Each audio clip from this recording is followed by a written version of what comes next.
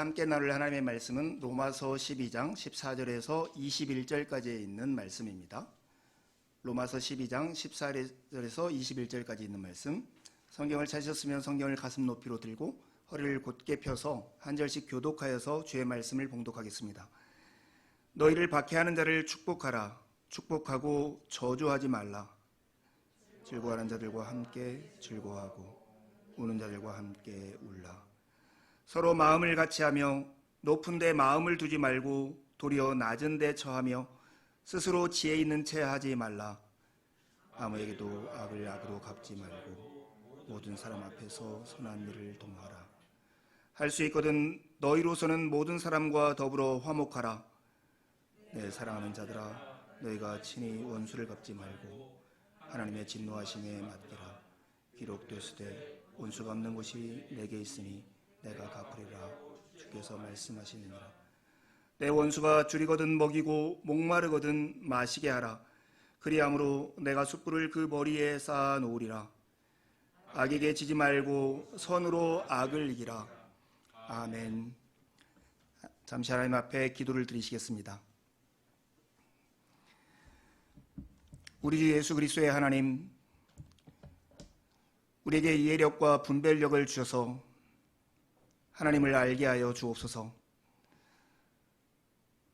하나님께서 우리에게 원하시는 것이 무엇인지, 하나님께서 당신을 따르는 이들을 위해 마련해 두신 삶의 방식이 얼마나 대단한 것인지, 하나님께서 그분을 믿는 우리 안에 끊임없이 에너지와 한없는 능력으로 행하시는 역사가 얼마나 풍성한지를 이해하게 하옵소서. 예수 그리스도의 이름으로 기도를 드립니다. 아멘. 네, 오늘은 비통함이 없는 삶이라고 하는 제목을 가지고 주의 말씀을 함께 나누려 합니다. 바울 사도가 빌립보 교회에 편지를 쓰면서 빌립보 성도들을 생각하면서 이렇게 얘기합니다. 내가 당신들을 생각할 때마다 하나님께 감사하고, 그래서 하나님께 기도할 때마다 기쁨으로 간구하게 된다고. 여러분에게 그런 형제와 자매들이 있습니까? 이것이 그리스도 안에 있는 참된 평강이고 아름다운 우애일 것입니다. 누군가를 생각하면 마음속에 하나님께 감사하게 되고, 감사하면서 하나님께 기도로 나아갈 때 기쁨으로 그를 위해서 구하게 되는 관계, 그런 관계가 하나님이 우리에게 주신 복된 관계입니다. 하지만 이와는 정반대의 심정이 우리 마음 가운데 있을 때가 있습니다. 생각할수록 우리 마음 가운데는 되풀이되는 분노가 그 사람 때문에 일어나고, 그리고 내 마음속에는 지워지지 않는 원망과 원한이 그 사람에 대해서 있는 그런 경우가 있는 것이죠. 비통, 이 말은 너무나 슬픈 나머지 그 슬픔이 내게 아픔이 되어지는 것을 비통함이라고 합니다. 되풀이되는 분노와 지워지지 않는 원망, 원한으로 인해서 내 안에서 이러한 슬픔이 넘쳐서 아픔이 되는 그런 경우가 있는 사람이라면 오늘 주님의 말씀에 깊이 귀를 기울이시길 바랍니다. 바울 사도는 우리가 쉽게 납득할 수 없는 권면을 우리에게 주고 있습니다. 14절에서는 이렇게 말씀합니다. 너희를 박해하는 자를 축복하라. 축복하고 저주하지 말라. 17절에는 또한 이렇게 말씀합니다. 아무에게도 악을 악으로 갚지 말고 모든 사람 앞에서 선을 도모하라. 그리고 20절에서는 이렇게 말씀합니다. 내 원수가 줄이거든 먹이고 목마르거든 마시게 하라. 그리함으로 내가 숯불을 그 머리 위에 쌓아 놓으리라. 우리 마음속에 되풀이되는 이 분노와 지워지지 않는 원망으로 내 마음에 무엇인가 복수심과 비통함이 끌어오르고 있는데, 사도를 통해서 하나님께서 우리에게 주시는 이 명령은 그를 용서하고 그를 오히려 축복하고 그를 위해서 무엇인가를 하라고 말씀하고 있는 것입니다. 당한 대로 적어도 내가 받은 만큼 그에게 돌려주는 것이 정당한 일이고, 그렇게 행하는 것이 정의라고 인정되는 세상 속에서 이 바울 사도의 권면은 어찌 보면 무기력해 보이고 어리석어 보이는 것이 우리가 당하고 있는 현실 아닙니까? 우리 마음 가운데 정답을 가지고 무엇인가 내가 당한 만큼 누구인가 돌려주는 것이 합당하고 정의라고 생각할 때면 오늘 바울 사도를 통해서 주시는 이 주님의 권면은 우리의 귀에 들어오지 않을 것입니다. 여러분, 우리가 주일에 특별히 말씀 앞에 서서 하나님의 음성에 귀를 기울이는 복이 무엇입니까? 그것은 좁디 좁은 우리의 속과 한계가 있는 우리의 지성으로 내 인생과 세상을 바라보는 것이 아니라 하나님의 지혜와 하나님의 능력과 하나님의 더 어른 마음으로 내 자신의 인생과 세상을 바라볼 수 있는 눈을 얻는 것이 바로 그 복 아닙니까? 우리가 지난 2주 동안 무엇이 없는 삶이라는 주제로 말씀을 나눴습니다. 두려움이 없는 삶은 어디서 올까요?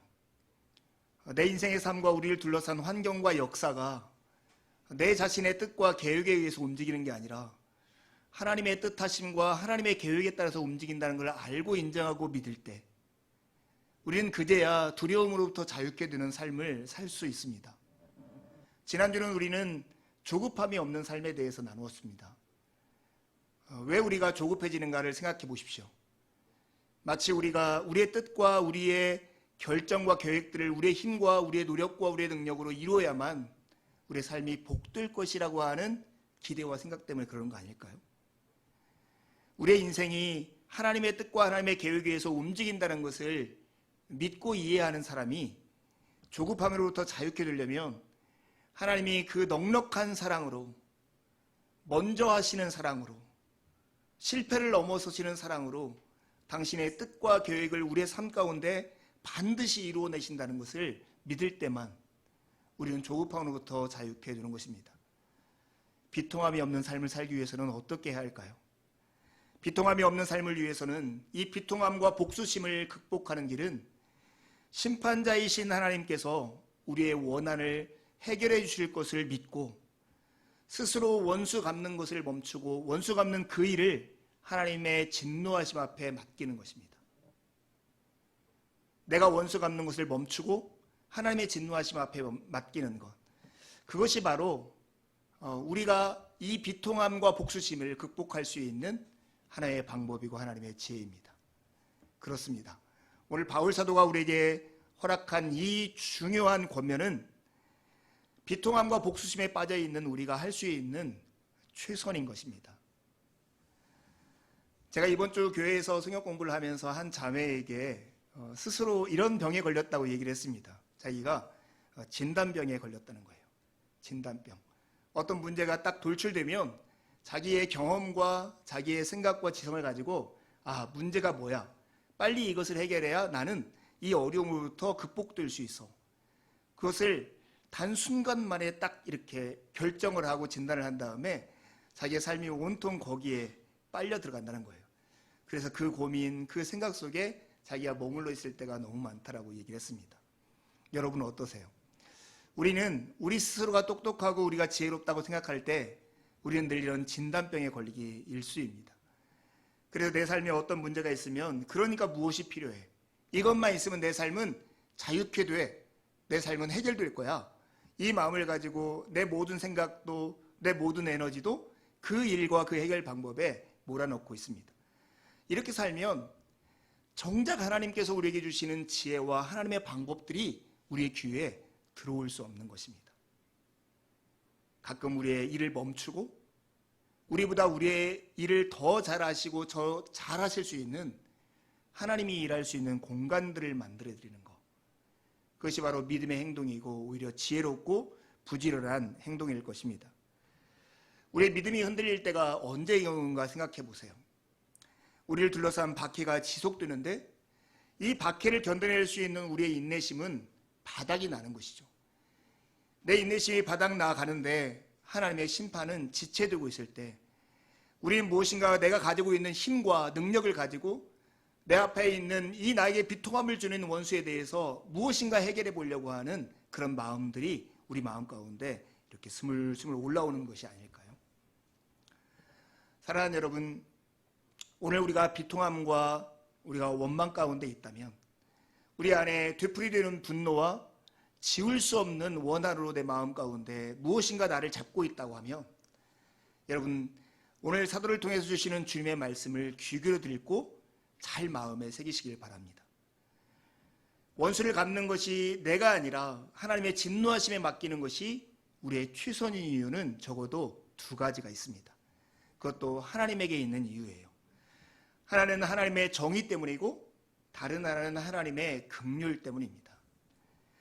여러분, 우리가 당하고 우리에게 원수에게 우리가 가장 잘 복수할 것이라고 생각을 합니다. 하지만 정말로 복수의 최고를 달리시는 분, 세상을 가장 공정하고 엄하게 처벌할 수 있는 심판자는 하나님이시라는 것을 잊지 마시기 바랍니다. 우리보다 더 정의롭고 훨씬 더 철저하게 하나님은 원수 갚는 일을 행하실 수 있고 반드시 행하실 것입니다.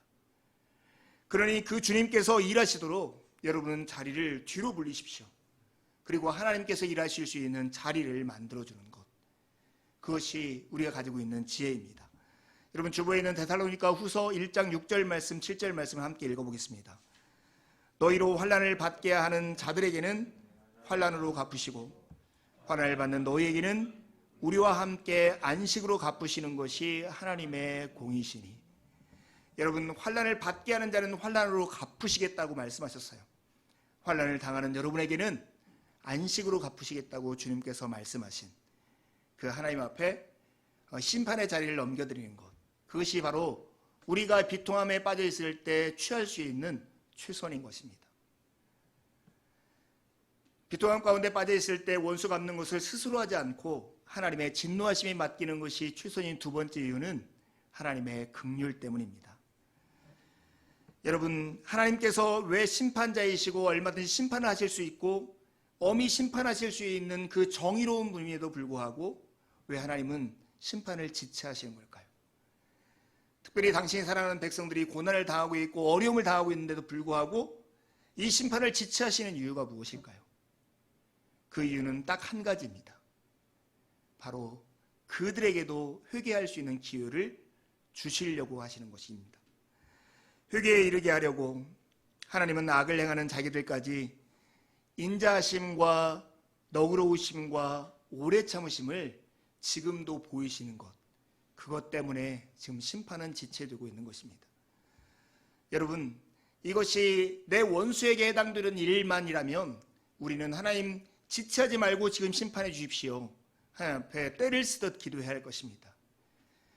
하지만 하나님의 심판을 지체하시며 우리에게 인자하심과 너그러우심과 오래 참으심을 보이시는 그 은혜는 내가 지금 미워하고 나에게 비통함을 주는 그들에게만 필요한 것이 아니라 오늘 내가 비통에 빠져 있는 나에게도 여전히 필요한 은혜라는 사실입니다.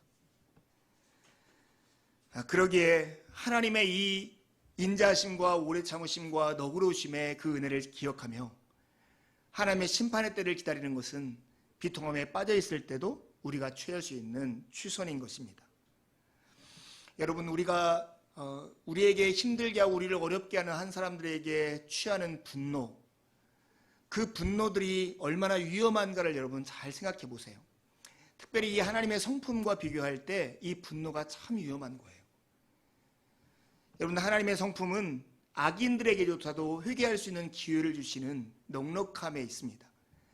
그런데 우리가 누구인가 분노를 할 때는 그 사람은 회개할 기회조차도 필요 없는, 회개할 기회조차 받을 자격이 없는 사람이라고 내 스스로 단정해버리는 거예요. 내가 누군가에게 분노한다는 것, 누군가를 멸시해버린다는 것, 그것은 그 사람이 하나님의 은혜를 받을 수 없는 사람이라고 낙인 찍어버리는 하나님의 성품을 멸시하는 큰 죄악에 가까운 행위라는 것을 우리가 기억합시다. 여러분, 우리가 비통함에 빠져 있을 때 이 견디기 힘들고 어렵죠. 이것을 이겨내는 것이 얼마나 어렵다는 것은 경험해 본 우리 모두가 잘 알고 있습니다. 어려운 이 일임에도 불구하고 사도를 통해서 주님이 우리에게 권면하는 이 말씀은 오히려 그들을 축복하고 그들에게 베풀고 악으로서 선을 이기라고 하는 말씀이에요. 스스로 원수 갚는 것이 아니라 하나님의 진노하심 앞에 이것을 맡겨야 할 그 정당한 이유가 하나님의 사랑과 하나님의 긍휼과 하나님의 공의에 있다라고 하는 사실을 우리가 확인하고 있습니다. 사랑하는 여러분, 되풀이되는 분노가 여러분 안에 있습니까? 지워지지 않는 누군가에 대한 원한이나 원망이 여러분 안에 지워지지 않고 있습니까? 그렇다면 어쩌면 우리는 하나님의 이런 은혜와 하나님의 심판과 하나님의 정의를 의심하고 있는 것은 아닐까요? 사랑하는 여러분, 스스로 원수를 갚지 말고 뒤로 물러나서 그 일을 하나님의 진노하심 앞에 맡기십시오. 가이사랴 빌립보에 가신 예수님께서 제자들에게 이렇게 물었습니다. 너희는 나를 누구로 아느냐?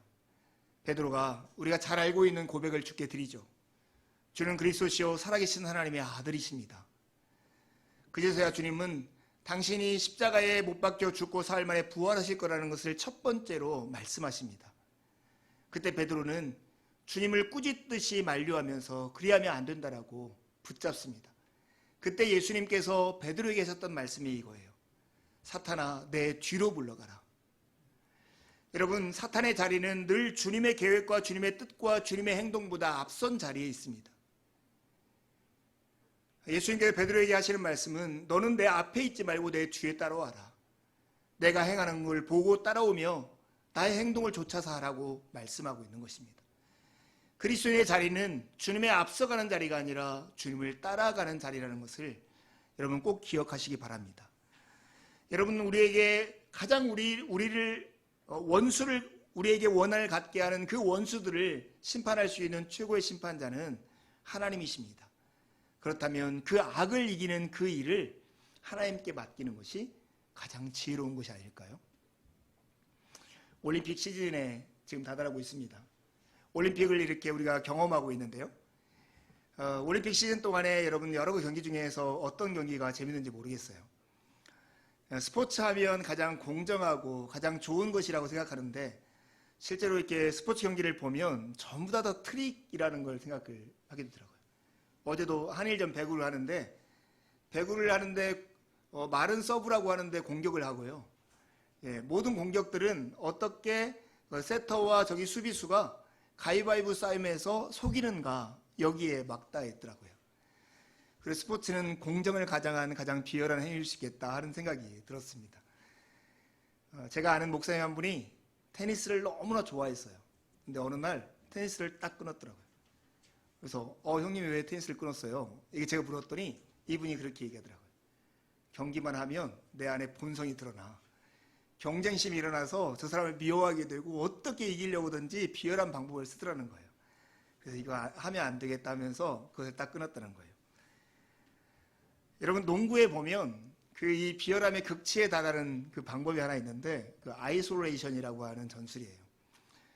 농구의 아이솔레이션은 쉽게 말해서 1대1로 서로 선수들이 맞닿도록 이렇게 상대하도록 다른 선수들이 이렇게 그 두 사람들만 공격할 수 있는 공간을 창출해 주는 거예요. 우리 편에 가장 공격을 잘하는 선수와 저쪽 편에 가장 약한 선수를 1대1로 붙여가지고 우리가 쉽게 득점하는 전술이 아이솔레이션이에요. 그 방법은 다른 선수들이 그 자리를 비껴주는 거예요. 그래서 둘이만 1대1 할 수 있는 공간을 만들어주는 것. 그것이 전술이에요. 여러분, 최고의 심판자이신 하나님께서 우리를 이렇게 힘들게 하고 어렵게 하는 사람들을 심판하실 수 있는 아이솔레이션을 할 수 있는 공간들을 만들어주세요. 사탄아 내 뒤로 물러가라 하신 주님이 베드로에게 했던 권면을 오늘 우리도 들읍시다. 주님 뒤로 물러나서 심판자이신 하나님께서 그 일을 행하실 수 있도록 공간을 만들어주는 것, 그것이 바로 하나님께서 우리에게 주신 지혜이고 최고의 방법인 것입니다.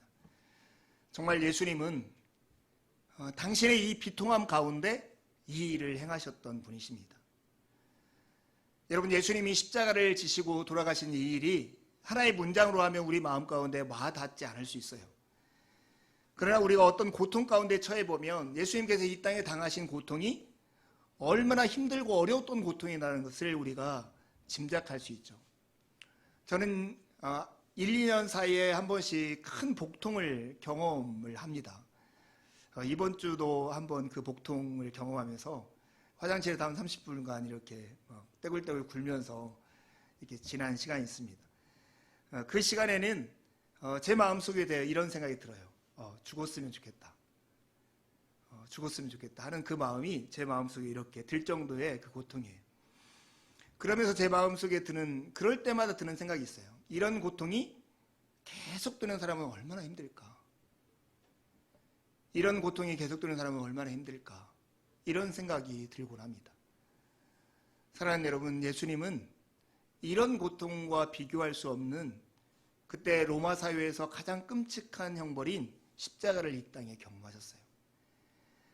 그런데 여러분, 그것보다 더 예수님이 당했던 처참함은 뭐냐면 하늘 보좌를 버리시고 이 땅에 인간의 모습으로 종의 형체로 이 땅에 오셨다라고 하는 거예요. 그래서 예수님께서 이 땅에 당하는 그 원망과 비열함은 우리가 갖고 있는 경험에 비견할 수 없는 큰 어려움과 고통이었어요. 그런데 주님은 부당하게 욕을 당하시고 위협을 받으시면서도 스스로 당신의 능력과 힘으로 원수를 갚는 일을 하지 않고 공의로 심판하시는 하나님께 모든 것을 맡기셨습니다. 심지어 십자가에서 예수님을 비난하는 많은 사람들을 향해서도 이렇게 말씀하시죠. 저들의 죄를 사하여 주옵소서. 자기들이 하는 것을 알지 못합니다. 왜 주님께서는 이렇게 하셨을까요? 사람들은 이것이 어리석고 사람들의 눈에는 이것이 혐오스러워 보인다 할지라도 십자가야말로 하나님의 능력과 하나님의 지혜라는 것을 알았기 때문인 것이죠. 우리가 원수를 갚는 것보다 원수 갚는 일을 하나님의 손에 맡기는 것이 더 지혜롭다는 것을 알기 때문에 주님은 십자가를 감내하셨던 것입니다. 베드로전서 2장 23절과 24절 말씀을 함께 읽어보겠습니다. 그는 죄를 범하지 아니하시고 그 입에 거짓도 없으시며 욕을 당하시되 맞대어 욕하지 아니하시고 고난을 당하시되 위협하지 아니하시고 오직 공의로 심판하시는 이에게 부탁하시며 욕을 당하시되 맞대어 욕하지 않고 고난을 당하시되 위협하지 않는 주님의 모습이 우리가 오늘도 배워가며 따라가야 할 것입니다. 지금은 이제 결혼할 나이가 된 제 조카가 어릴 때 이 아이는 이해되어야만 행동하는 조카가 있었어요. 초등학교 한 1학년쯤 돼서 부모가 태권도 학원에 보내놨어요. 그래서 이 아이가 태권도를 잘 배우고 있는가 가봤더니 태권도를 하지 않고 한쪽 귀퉁이에서 앉아가지고 아이들 태권도 하는 것을 보고 있더라는 거예요. 왜 그러니? 이거 나 이해돼야 태권도 할 수 있어. 그러면서 그 태권도 배우는 것도 한 달 동안 지체한 아이가 있어요. 우리 마음 가운데서 용서? 정말 십자가 이런 능력이야? 지혜야? 나 이해돼야만 나 할 수 있어.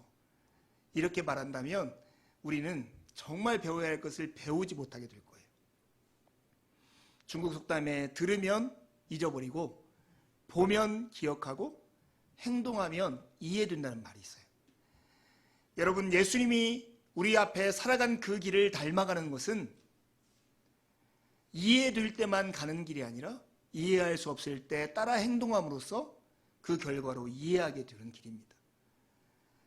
세상의 셈법으로 용서를 하는 것은 항상 적자가 되는 계산법이지만 십자가를 통해서 악을 이기신 하나님의 능력과 지혜 안에서는 용서야말로 하나님의 능력이고 하나님의 지혜라는 사실입니다. 따라 행할 때만 배울 수 있는 지혜예요. 예수 그리스도께서 우리에게 이렇게 말씀하셨습니다. 은혜를 모르는 사람들과 악한 사람들에게도 인자하신 아버지께서 자비로우신 것 같이 우리도 자비로운 자가 되라, 이렇게 말씀하셨어요. 정말 하나님은 은혜를 모르는 자와 악한 사람들에게 인자하신 분이십니다. 오래 참으시는 분이십니다. 여러분, 하나님이 은혜를 알지 못하고 악한 사람들에게도 인자하심과 너그러우심과 오래 참으심을 보인다는 것을 여러분은 무엇을 통해서 확인하세요? 무엇을 보면 하나님의 이 인자하심과 오래 참으심과 너그러우심이 풍성하구나, 이런 것을 확인하십니까? 멀리서 찾을 필요가 없어요. 여러분 자신을 보면 돼요. 나 자신을 보면 내가 이 모양인데도 불구하고 하나님은 오래 참으셔서 여전히 하나님의 자녀라는 그 자리 가운데서 하나님을 예배하는 모습으로 오늘을 살게 하시는 그 은혜를 오늘도 베풀어 주셨기 때문에 오늘 우리로 서 있을 수 있는 것입니다. 사랑하는 몸된 교회 교회 여러분 이 질문에 답해 보세요. 하나님이 여러분에게 너그러우신 것처럼 여러분은 이웃들에게 너그러운 사람입니까? 하나님이 여러분에게 자비를 베푸신 것처럼 여러분은 여러분 이웃들에게 자비를 베푸는 자들입니까? 우리가 어떻게 예수님께서 이렇게 은혜와 긍휼과 자비로 이 비통함을 스스로의 능력으로 해결하지 않고 하나님의 진노하심에 맡기는 용서의 길을 선택할 수 있었을까요? 우리가 그 길을 따라가기 위해서는 우리는 우리가 구원을 받은 그 자리로 돌아가야 합니다. 그 자리는 바로 십자가입니다. 십자가 앞에 가서 다른 사람들에게 행한 우리의 죄를 예수 그리스도께서 어떻게 다루셨고 해결하셨는가를 볼 때만 우리는 이웃을 향한 제대로 된 용서와 사랑을 행할 수 있는 것입니다. 십자가의 자리로 돌아가야 합니다. 십자가의 앞에 갈 때만, 십자가 앞에 설 때만, 그 자리에서 주님께서 우리의 죄 때문에 어떤 일을 당하셨는가를 이해할 때만 우리는 우리에게 비통함을 주고 원망을 갖게 하는 그 사람들의 마음을 이해하고 그 고통을 감내할 수 있는 것입니다. 예수께서 우리를 위해서 지신 십자가와 비교하면 우리가 져야 하는 십자가는 고난이라고 말하기에도 부끄럽지 않겠습니까? 제 친구 중에 하나가 시골에서 면장을 하는 친구가 있어요. 그래서 그 친구에 전화할 때면 어이 도면장 이렇게 부르곤 합니다. 그래서 저희 스스로는 젊다고 생각하는데 젊은 나이에 면장을 하고 있으니까 되게 독특하잖아요. 그래서 가끔 전화를 하면 어떠냐, 할만하냐 이렇게 묻곤 하죠. 그러면 이 친구가 늘 전화할 때마다 하는 말이 그거예요. 야, 죽겠다. 말만 면장이지 애기야 애기. 왜냐하면 이 친구는 자기가 태어난 면에서 지금 면장을 하는 거예요. 그래서 어른들이 자기를 부를 때 도면장 이렇게도 안 부르고 누구 아들 이렇게 부른다는 거예요. 누구 아들. 자기 어렸을 때 행했들고 어떻게 자랐는가를 어른들이 다 아는데 이제 면장을 달고 그 동네에서 뭔가 행정의 책임자로 살아야 하는 거예요. 말의 권위가 안 쓰는 거죠. 그러면서 그 친구가 이렇게 했어요. 그냥 어른들 모시고 살아. 어른들이 말씀하는 대로 따르면서 그렇게 살아. 이렇게 얘기하더라고요. 여러분, 우리가 겸손해지고 우리 스스로를 잘난치 못하는 곳이 있어요. 우리의 고향 같은 곳. 우리의 벌거벗은 모습이 다 드러나는 곳. 그런 곳에서는 우리가 우리의 권리를 주장하거나 우리를 잘난치 하거나 교만할 수가 없는 것이죠. 면장하는 아이가 자기가 고향 마을에서 할 때 느꼈던 감정처럼 그리스도인들이 이 교만을 다 벗어버리고 겸손한 마음으로 주님의 음성에 귀를 기울일 수 있는 장소가 있는데 그것이 바로 십자가입니다. 십자가 앞에 서면 우리의 죄악이 드러나고 십자가 앞에 서면 주님 앞에 벌거벗은 우리의 형체가 그대로 나타나기 때문입니다. 그래서 여러분에게 정말로 감당할 수 없는 분노와 지워지지 않는 원망이 있다면 십자가 앞에 가서 주님 앞에 우십시오. 그래야 누군가를 용서할 수 있는 자리에 가서 그들 앞에서 웃을 수 있는 것입니다. 오늘 사도는 우리에게 이렇게 권면합니다. 악에게 지지 말고 선으로서 악을 이겨라. 악에게 지지 말고 선으로서 악을 이겨라. 여러분, 이게 오늘 우리에게 주신 사명이고 한 주간 동안 우리가 붙들고 살아가야 할 말씀이기도 합니다. 우리가 어떻게 하면 악에게 지지 않고 선으로서 악을 이길 수 있을까요? 여러분, 이 말씀에서 우리가 잘 분별해야 한 포인트가 있어요. 오늘 바울 사도가 우리에게 권면할 때 너희들을 힘들게 하는 원수에게 지지 말라 이렇게 말씀하잖아요. 원수가 아니라 원수가 행하는 악에게 지지 말라고 말씀합니다. 나의 싸움의 대상이 나를 힘들게 하는 그 사람, 바로 원수가 아니라 바로 사람과 사람 사이의 관계를 깨뜨리려는 사탄이 우리 가운데 작용하고 있는 악, 그것이 바로 우리의 싸움의 대상이라는 것입니다. 이 말을 거꾸로 얘기하면 이런 거죠. 어떠한 경우에도 사람만은 포기하지 마라.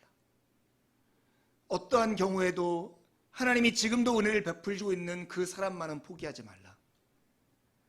이 분별력이 정말 용서의 길로 가는 매우 중요한 길이라는 것을 잊지 마십시오. 여러분, 우리가 생각해 보세요. 누구에게인가 이렇게 원한을 사거나 누구에게 슬픔 가운데 비통함 가운데 처해 있을 때 보면 나에게 이런 비통함을 주는 사람이 나하고 상관없는 사람들이 아니에요.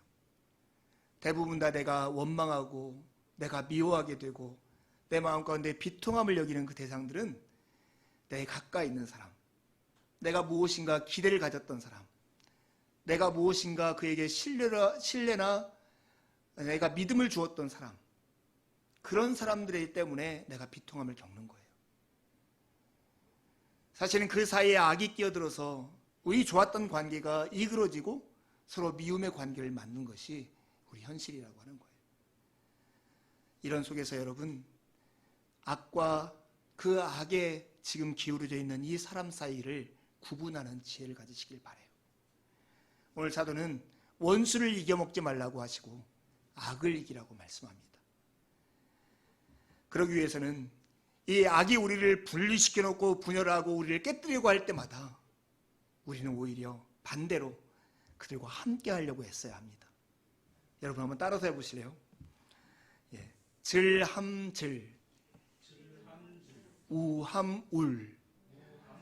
어릴 때 서당에서 이렇게 리듬에 맞춰서 한자를 읽었던 기억이 나요. 질함질, 우함울. 즐거워하는 자와 함께 즐거워하고 우는 자와 함께 우는 삶. 이것이 바로 우리가 선으로서 악을 이길 수 있는 기본 바탕인 거예요. 혼자 잘난 체 하지 말고 지혜 있는 체 하지 마십시오. 서로 마음을 같이 하십시오.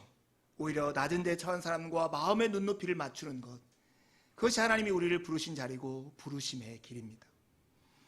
여러분에게 누군가가 미워하고 여러분을 힘들게 할 때 섣부른 충고나 조언이나 그를 향한 판단이나 평가를 하지 마십시오. 그런 조언이나 평가나 판단이 그 사람의 삶을 바꿔낼 수 없다는 것을 우리가 잘 알고 있습니다. 오히려 그 사람과 함께 우십시오. 그 사람 때문에 십자가 앞에 가서 우십시오. 그 사람이 기뻐할 때 기뻐해 주십시오. 여러분의 지혜로 그를 판단하지 말고 오히려 그 사람의 낮은 처지에 내려가서 그 사람의 입장에 되어서 생각해 보십시오. 여러분, 이렇게 하는 것이 쉽다고 그리스도인이라면 당연히 하는 것이라고 말씀드리는 게 아니에요. 여러분, 이런 것은 자기 몫의 십자가를 지는 거예요. 여러분이 지금까지 견뎠던 모든 아픔보다 여러분에게 비통함을 주는 사람을 용서하는 것이 가장 힘들고 어려운 일일지 몰라요.